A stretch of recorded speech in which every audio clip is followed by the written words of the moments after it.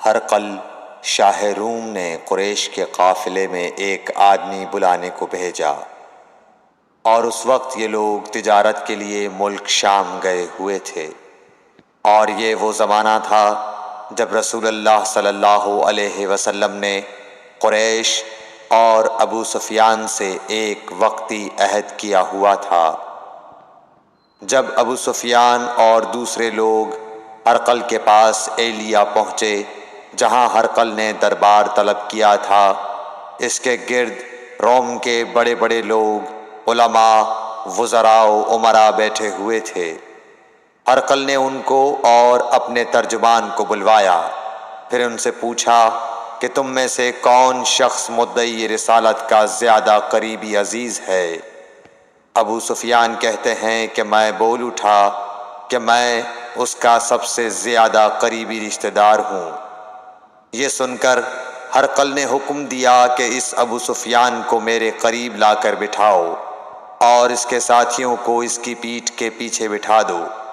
پھر اپنے ترجمان سے کہا کہ ان لوگوں سے کہہ دو کہ میں ابو سفیان سے اس شخص یعنی محمد صلی اللہ علیہ وسلم کے حالات پوچھتا ہوں۔ اگر یہ مجھ سے کسی بات میں جھوٹ بول دے تو تم اس کا جھوٹ ظاہر کر دینا۔ ابو سفیان کا قول ہے کہ خدا کی قسم اگر مجھے یہ غیرت نہ آتی کہ یہ لوگ مجھ کو جھٹلائیں گے تو میں آپ صلی اللہ علیہ وسلم کی نسبت ضرور غلط گوئی سے کام لیتا۔ خیر، پہلی بات جو ہرقل نے مجھ سے پوچھی وہ یہ کہ اس شخص کا خاندان تم لوگوں میں کیسا ہے؟ میں نے کہا وہ تو بڑے اونچے عالی نسب والے ہیں۔ کہنے لگا اس سے پہلے بھی کسی نے تم لوگوں میں ایسی بات کہی تھی؟ میں نے کہا نہیں۔ کہنے لگا اچھا اس کے بڑوں میں کوئی بادشاہ ہوا ہے؟ میں نے کہا نہیں۔ پھر اس نے کہا بڑے لوگوں نے اس کی پیروی اختیار کی ہے یا کمزوروں نے؟ میں نے کہا نہیں، کمزوروں نے۔ پھر کہنے لگا اس کے تابعدار روز بڑھتے جاتے ہیں یا کوئی ساتھی پھر بھی جاتا ہے؟ میں نے کہا نہیں۔ کہنے لگا کیا اپنے اس دعویٰ نبوت سے پہلے کبھی کسی بھی موقع پر اس نے جھوٹ بولا ہے؟ میں نے کہا نہیں، اور اب ہماری اس سے صلح کی ایک مقررہ مدت ٹھہری ہوئی ہے، معلوم نہیں وہ اس میں کیا کرنے والا ہے۔ ابو سفیان کہتے ہیں میں اس بات کے سوا اور کوئی جھوٹ اس گفتگو میں شامل نہ کر سکا۔ ہرقل نے کہا کیا تمہاری اس سے کبھی لڑائی بھی ہوئی ہے؟ ہم نے کہا کہ ہاں۔ بولا پھر تمہاری اور اس کی جنگ کا کیا حال ہوتا ہے؟ میں نے کہا لڑائی ڈول کی طرح ہے، کبھی وہ ہم سے میدان جنگ جیت لیتے ہیں اور کبھی ہم ان سے جیت لیتے ہیں۔ ہرقل نے پوچھا وہ تمہیں کس بات کا حکم دیتا ہے؟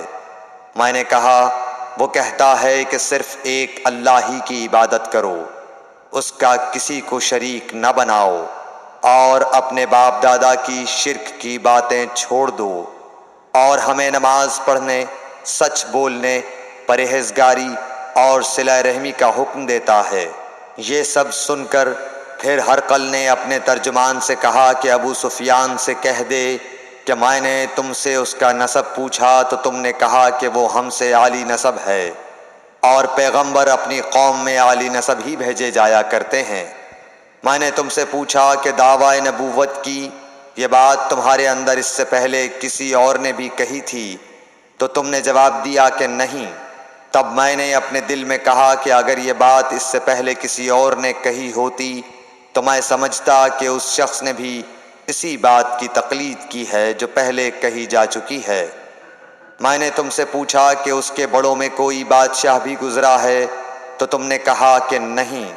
تو میں نے دل میں کہا کہ ان کے بزرگوں میں سے کوئی بادشاہ ہوا ہوگا تو کہہ دوں گا کہ وہ شخص اس بہانے اپنے آباء و اجداد کی بادشاہت اور ان کا ملک دوبارہ حاصل کرنا چاہتا ہے۔ اور میں نے تم سے پوچھا کہ اس بات کے کہنے یعنی پیغمبری کا دعویٰ کرنے سے پہلے تم نے کبھی اس کو دروغ گوئی کا الزام لگایا ہے؟ تم نے کہا کہ نہیں۔ تو میں نے سمجھ لیا کہ جو شخص آدمیوں کے ساتھ دروغ گوئی سے بچے وہ اللہ کے بارے میں کیسے جھوٹی بات کہہ سکتا ہے۔ اور میں نے تم سے پوچھا کہ بڑے لوگ اس کے پیرو ہوتے ہیں یا کمزور آدمی؟ تم نے کہا کمزوروں نے اس کی اتباع کی ہے۔ تو دراصل یہی لوگ پیغمبروں کے متبعین ہوتے ہیں۔ اور میں نے تم سے پوچھا کہ اس کے ساتھی بڑھ رہے ہیں یا کم ہو رہے ہیں؟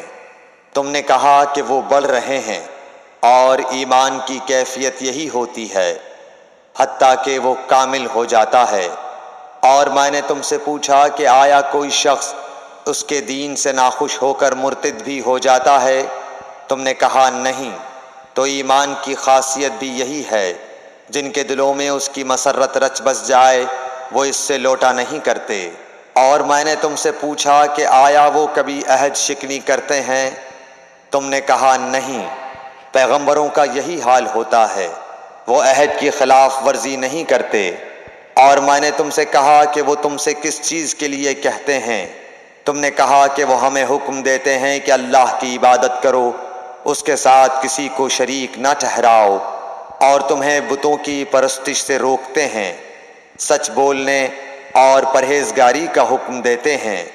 لہٰذا اگر یہ باتیں جو تم کہہ رہے ہو سچ ہیں تو عنقریب وہ اس جگہ کا مالک ہو جائے گا کہ جہاں میرے یہ دونوں پاؤں ہیں۔ مجھے معلوم تھا کہ وہ پیغمبر آنے والا ہے، مگر مجھے یہ معلوم نہیں تھا کہ وہ تمہارے اندر ہوگا۔ اگر میں جانتا کہ اس تک پہنچ سکوں گا تو اس سے ملنے کے لیے ہر تکلیف گوارا کرتا۔ اگر میں اس کے پاس ہوتا تو اس کے پاؤں دھوتا۔ ہرقل نے رسول اللہ صلی اللہ علیہ وسلم کا وہ خط منگایا جو آپ نے وحیہ کلبی رضی اللہ تعالیٰ عنہ کے ذریعے حاکم بصرہ کے پاس بھیجا تھا، اور اس نے وہ ہرقل کے پاس بھیج دیا تھا۔ پھر اس کو پڑھا تو اس میں لکھا تھا، اللہ کے نام کے ساتھ جو نہایت مہربان اور رحم والا ہے۔ اللہ کے بندے اور اس کے پیغمبر محمد صلی اللہ علیہ وسلم کی طرف سے یہ خط ہے شاہ روم کے لیے۔ اس شخص پر سلام ہو جو ہدایت کی پیروی کرے۔ اس کے بعد میں آپ کے سامنے دعوت اسلام پیش کرتا ہوں۔ اگر آپ اسلام لے آئیں گے تو دین و دنیا میں سلامتی نصیب ہوگی، اللہ آپ کو دوہرا ثواب دے گا، اور اگر آپ میری دعوت سے روگردانی کریں گے تو آپ کی رعایا کا گناہ بھی آپ ہی پر ہوگا۔ اور اے اہل کتاب، ایک ایسی بات پر آ جاؤ جو ہمارے اور تمہارے درمیان یکساں ہے، وہ یہ کہ ہم اللہ کے سوا کسی کی عبادت نہ کریں اور کسی کو اس کا شریک نہ ٹھہرائیں، اور نہ ہم میں سے کوئی کسی کو خدا کے سوا اپنا رب بنائے۔ پھر اگر وہ اہل کتاب اس کتاب سے منہ پھیر لیں تو مسلمانوں، تم ان سے کہہ دو کہ تم مانو یا نہ مانو، ہم ایک خدا کے اطاعت گزار ہیں۔ ابو سفیان کہتے ہیں، جب ہرقل نے جو کچھ کہنا تھا کہہ دیا اور خط پڑھ کر فارغ ہوا تو اس کے ارد گرد بہت شور و غوغا ہوا، بہت سی آوازیں اٹھیں اور ہمیں باہر نکال دیا گیا۔ تب میں نے اپنے ساتھیوں سے کہا کہ ابو کبشہ کے بیٹے حضرت صلی اللہ علیہ وسلم کا معاملہ تو بہت بڑھ گیا۔ دیکھو تو اس سے بنی اصفر روم کا بادشاہ بھی ڈرتا ہے۔ مجھے اس وقت سے اس بات کا یقین ہو گیا کہ حضور صلی اللہ علیہ وسلم عنقریب غالب ہو کر رہیں گے، حتیٰ کہ اللہ نے مجھے مسلمان کر دیا۔ راوی کا بیان ہے کہ ابن ناطور ایلیا کا حاکم ہرقل کا مصاحب اور شام کے نصارہ کا لاٹ پادری بیان کرتا تھا کہ ہرقل جب ایلیا آیا ایک دن صبح کو پریشان اٹھا تو اس کے درباریوں نے دریافت کیا کہ آج ہم آپ کی حالت بدلی ہوئی پاتے ہیں، کیا وجہ ہے؟ ابن ناطور کا بیان ہے کہ ہرقل نجومی تھا، علم نجوم میں وہ پوری مہارت رکھتا تھا۔ اس نے اپنے ہم نشینوں کو بتایا کہ میں نے آج رات ستاروں پر نظر ڈالی تو دیکھا کہ ختنہ کرنے والوں کا بادشاہ ہمارے ملک پر غالب آ گیا ہے۔ بھلا اس زمانے میں کون لوگ ختنہ کرتے ہیں؟ انہوں نے کہا کہ یہود کے سوا کوئی ختنہ نہیں کرتا، سو ان کی وجہ سے پریشان نہ ہوں۔ سلطنت کے تمام شہروں میں یہ حکم لکھ بھیجیے کہ وہاں جتنے یہودی ہوں سب قتل کر دیے جائیں۔ وہ لوگ انہی باتوں میں مشغول تھے کہ ہرقل کے پاس ایک آدمی لایا گیا جسے شاہ غسان نے بھیجا تھا۔ اس نے رسول اللہ صلی اللہ علیہ وسلم کے حالات بیان کیے۔ جب ہرقل نے سارے حالات سن لیے تو کہا کہ جا کر دیکھو وہ ختنہ کیے ہوئے ہے یا نہیں۔ انہوں نے اسے دیکھا تو بتلایا کہ وہ ختنہ کیا ہوا ہے۔ ہرقل نے جب اس شخص سے عرب کے بارے میں پوچھا تو اس نے بتلایا کہ وہ ختنہ کرتے ہیں۔ تب ہرقل نے کہا کہ یہی محمد صلی اللہ علیہ وسلم اس امت کے بادشاہ ہیں جو پیدا ہو چکے ہیں۔ پھر اس نے اپنے ایک دوست کو رومیہ خط لکھا اور وہ بھی علم نجوم میں ہرقل کی طرح ماہر تھا۔ پھر وہاں سے ہرقل حمص چلا گیا۔ ابھی حمص سے نکلا نہیں تھا کہ اس کے دوست کا خط اس کے جواب میں آ گیا۔ اس کی رائے بھی حضور صلی اللہ علیہ وسلم کے ظہور کے بارے میں ہرقل کے موافق تھی کہ محمد صلی اللہ علیہ وسلم واقعی پیغمبر ہیں۔ اس کے بعد ہرقل نے روم کے بڑے آدمیوں کو اپنے حمص کے محل میں طلب کیا اور اس کے حکم سے محل کے دروازے بند کر لیے گئے۔ پھر وہ اپنے خاص محل سے باہر آیا اور کہا، اے روم والو، کیا ہدایت اور کامیابی میں کچھ حصہ تمہارے لیے بھی ہے؟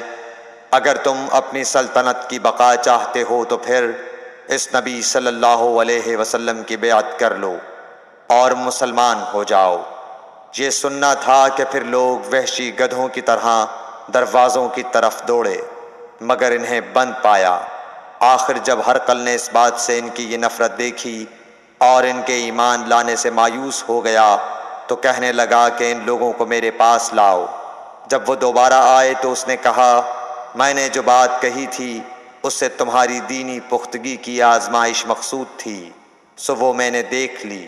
تب یہ بات سن کر وہ سب کے سب اس کے سامنے سجدے میں گر پڑے اور اس سے خوش ہو گئے۔ بالآخر ہرقل کی آخری حالت یہی رہی۔ صحیح بخاری حدیث نمبر 7۔